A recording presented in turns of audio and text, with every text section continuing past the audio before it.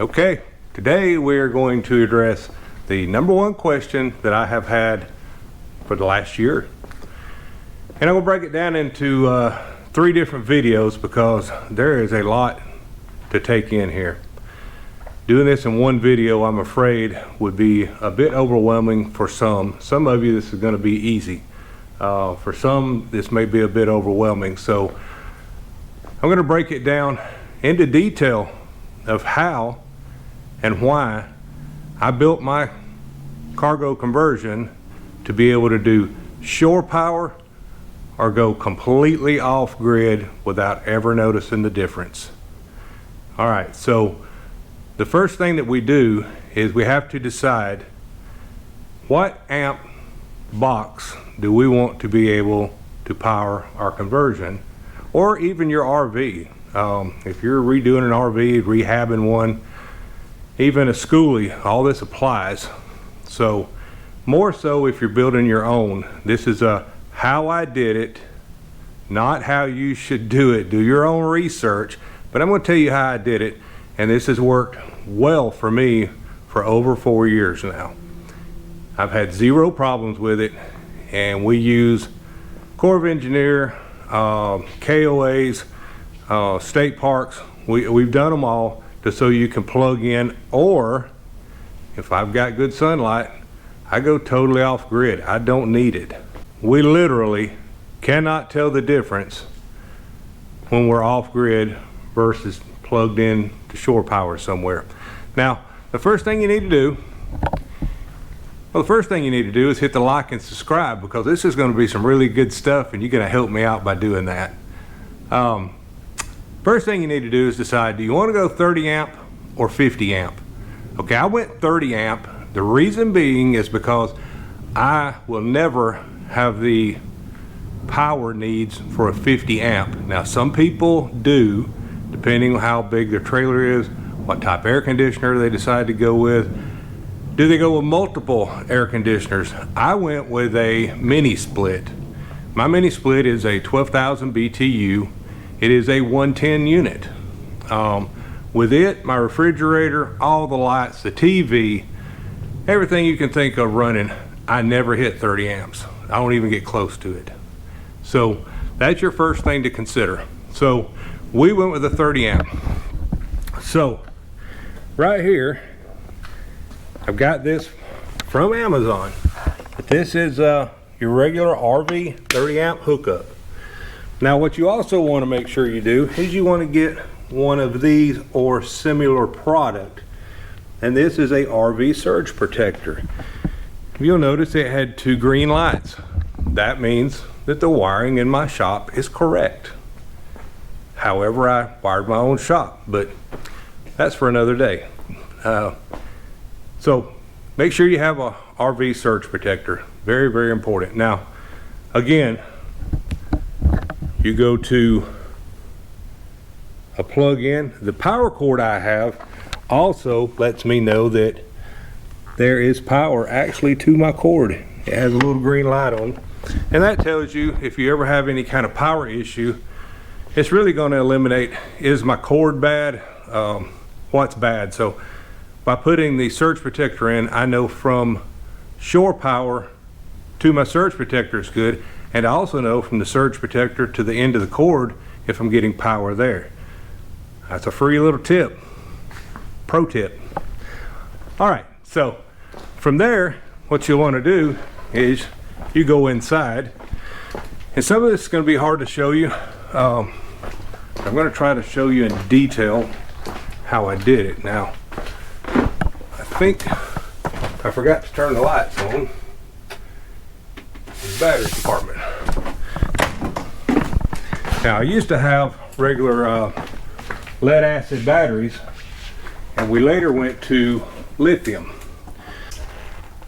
Okay, you guys get to see how unorganized and mess it is under my kitchen counter. This is under my kitchen counter, and you guys might be able to see, like back there is the sink, and up in here is a regular RV box, and it has a transfer switch. And we'll get into that next week. I'm going to talk more about transfer switches and why you want to do that if you're going to do off-grid. But this line right here is coming in and around. That is the line that goes to the other side of the trailer where the 30 amp is. And it goes up and it goes into the transfer switch. Now again, we'll get into transfer switches next week. That's a whole different animal. But it goes into there and then it goes into the main RV box. Now, next week we'll also talk about this right here is a touch control switch panel for all my touch control light switches. But we'll get into that later. So let's stick to, this is a regular RV panel. So you go inside and here is the regular RV panel. Now this is what you're going to find in most of your factory made RVs. And it's a WFCO. I don't know if that stands for something or it's a name I just can't pronounce, but on this side when you come in you have 110 breakers. So I have a main, and then as you can see over here I have labeled what everything goes to, and I have the appropriate size breaker. Now let's talk about appropriate size breakers. You always want to make sure when you're putting a safety on something, whether it be a fuse or a breaker, a relay, whatever it is, and for relays I'm talking about the automatic resets, but you want to make sure that you have done your calculations. And by that what I mean is figure out what's going to be on that circuit, and you're going to be able to look on those appliances and figure out what the amp rating is. Take all of those amp ratings and you want to make sure that you're at least 125% of whatever that is. So let's just say, for nice round numbers, let's say you had a 100 amp pull. You better not, because you got a 30 amp system here, but let's say you had a 100 amp pull. And then again, this is just to make it simple for you so you can understand it. If it was 100 amps worth of appliances that could possibly all come on at the same time and be at that high number, and that's what you want to make sure. Don't figure that, well, it all never come on at the same time. Figure it for worst case scenario. If the refrigerator and the microwave and whatever else you got on that one power circuit all came on at the same time, what would it be?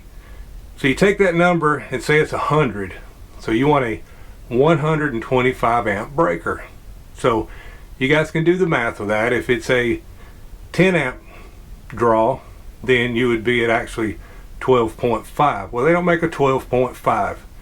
So since they don't make a 12.5, I would go to a 15. They do make 15 amp breakers. So you're going to be a little over, and again, you don't want to be way over, because again, it's going to depend on your wire sizing. And wire sizing is important. Don't cheap out on the wire. I know copper is expensive, but don't cheap out on it. That's the difference between burning your place down and being unsafe and possibly killing yourself or somebody, or it being safe and the wiring never getting hot, and it will trip the breaker when it's supposed to, instead of making your wire the breaker.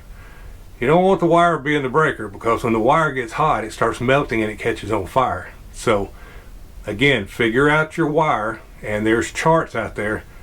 I'm not going to tell you what wire to use because that's subjective, and if you're not doing your math right, I don't want to be responsible. Again, I'm telling you, this is how I did it. This is the things you need to consider.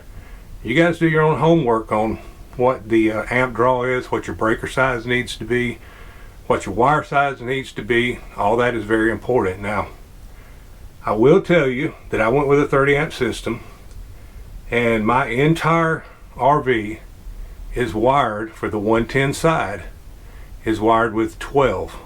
So I went with 12. Some people will go with 10 in like a 50 amp system if they're really pulling stuff. Mine was going to be very, very safe at 12. So that's what I went with. Again, I've never had a problem. I've never had a breaker even get warm. If you go into your panel and your breaker feels warm to the touch, something's wrong. You need to figure it out and fix it. Now, again, some of this is going to be very boring, but for the ones of you that are really wanting to know how to do this when you first start out with your builds. I'm trying to break this down into detail so it makes sense to you and help you out with it. Now, if you got any questions, put them in the comment box below, and I will get back to you with an answer. Again, I'm trying to cover this in a short video, and you could talk about this for hours on end. So I'm really just trying to get to basics for you. Again, it's going to be a 3-part video, so you guys come back and watch it, because next week we're going to talk about transfer switches and multiple other things, and then the third week we're going to get into how I did the solar panels down to the wiring, the breakers, the charge controllers, the batteries. I mean, we're going to talk about it all, and how I got it back to the 110 panel with the transfer switch, so it's seamless, so you really just never know that the power is not coming from the shore power. We did this because Kathy has we're dependent on power because of her medical condition. She has to have medical equipment running all the time, so that's why I put so much thought and effort into this, and that's why I just thought I'd share this. It's just this was quite an undertaking. I had to do a lot of learning from the YouTube University and many other places, but and some of the manufacturers like Santan Solar, man, they're a world of help, and they don't mind answering questions for you and helping you out. So anyway, we'll get back to the box. So let me get you guys a little better light. Anyway, this is the 110, and then when you move over to here, this is the 12 volt side. And again, I've got it labeled out what it is, but you're going to want to make sure, again, even on the 12 volt side, you're going to make sure that, turn the light off, you're going to want to make sure that you sized it properly. Now, I'm going to go where most people won't go. Let's talk about solid wire and stranded wire. Now, some of you are going to get ill, some of you are going to say I'm wrong, but that's fine. We'll just agree to disagree. I'm going to tell you this, and I'm going to tell you why I tell you this and why I can back it up. Everything for your 110 side, from inside your panel to your receptacles, for anything that's 110, you can use solid wire. House wire, just like you find in your house. Now, I'm going to tell you why I tell you this. And I know there's a lot of argument about it. And yeah, these things are moving earthquakes going down the road. Take a wall out of a factory-built RV, or a Class A, or a Class C, or any of them. Just pull a wall out and see where your receptacles are. You tell me, is it stranded or is it a solid wire? The answer is, it's solid. It is house wiring. It's Romex. That's how come I know you can do it. Now, again, there's going to be some of you out there who's going to disagree with me. But if the RV industry does it, and they get these fancy little stickers that says they're compliant and it's safe, why wouldn't we do it? Just throwing that out there for you. All right, on the 12 volt side, I absolutely would not use solid copper wire. Use stranded. 12 volt and stranded is done for a reason. Again, you guys go do your own research. Not going to get into why. I'm not going to start arguing on here about it. I'm just going to tell you, for your 12 volt stuff, use stranded wire. It's better. AC and DC current are totally different animals. So AC stands for alternating current. DC stands for direct current. So direct current works much better in stranded wire than a solid. AC works better in a solid than a stranded. Again, we could go on with this talk for hours about why. Just trust me, that's why it is. And if you don't believe me, go look it up. Alright, I won't keep beating the dead horse on that one. But I know it's a big deal if you go out looking on these videos on YouTube about wire and why you should and shouldn't use it. You're going to get all kinds of different answers. I'm telling you again, this is how I did it. It works for me. This is why I did it, and I try to back it up with a little bit of intelligence for you, so you know I'm not just blowing smoke. All right. So that's pretty much it for RV panels and shore power. And next week we will get into transfer switches and lots of other things like where do you get your USB power from, because everybody needs USB power now for phones and all kinds of other things. I even charge my headlamp light with a USB, so you're gonna need those. All right, so I opted to use 110 or 120. Some people's gonna say these are 120s. 110, 120 wall receptacle. It has a USB built into them. Now I use those just because it was easy, clean. I just liked it. Now you can use regular USB, like 12 volt USB ports, and you can mount them separately if you'd like. It's really up to you. I just chose to do it on the 110 side because it, to me, it's much cleaner looking. I don't think there's enough power difference either way to make an argument for it. So that's just what I did. You do you. Again, it's your build, not mine. I'm just sharing with you what works and why it's worked for me, and it works rather well. Again, to me, this is the ultimate off-grid machine that we have here. We just don't know that we're off-grid unless we get to thinking about it. Now we can be in a campground and the power go off if we're plugged in, and if I have the inverter turned on in standby mode, all you hear is a click and everything keeps going just like it did. But we'll talk more about transfer switches and stuff next week, because there is a delay in it going the opposite way. But again, it's not a big deal. All right, so for this week, I think that's about all we're going to talk about. So if you guys are interested in getting more detailed, you let me know, and I will get down in the trenches a little deeper with it. Again, I try not to do that because this is more of a this is how I did it, not necessarily how you should do it.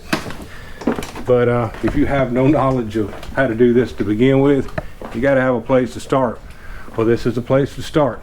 And I know the lighting out here is terrible on one side versus the other because of the way I parked the trailer this time. Usually I have it in here at an angle. This time I just backed it straight in, and the lighting's terrible on the other side. So anyway, you guys let me know if it's helped you or not. And next week, again, we're going to get into transfers and some other stuff. The third week, if you guys are interested in solar and how I actually did my solar and why it works so well, and why to me, I just think it's the ultimate setup.